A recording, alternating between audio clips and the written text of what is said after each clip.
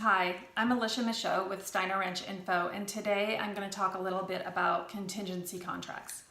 A contingency contract is what is used when a buyer has to sell their current home in order to purchase a new home.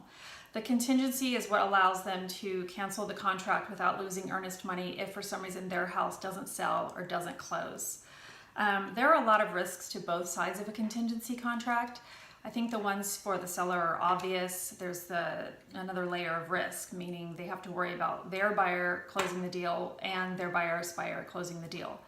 But I think what is often overlooked is the risk to the buyer in the situation. The reason for this risk is that it's very hard to get out of a contract when you're selling it. There are a lot of outs for a buyer.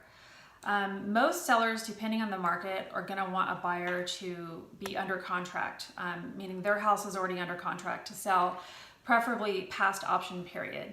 At that point, the buyer really doesn't have an out for selling that home. However, the seller of the house they're purchasing could get another non-contingent offer, and the contingent buyer would lose the home, leaving them with nowhere to go. Also, if you get your house under contract and then you go to inspect the new home and you find things that are unacceptable to you, again, you're stuck. Your house is already under contract. Also, if you go to negotiate repairs on the new house, that seller knows you're kind of stuck. So you're not going to have a lot of leverage with negotiating things once you get under contract on the new home. Having said this, contingency contracts go through every day. Most buyers have to sell their home in order to purchase the new one.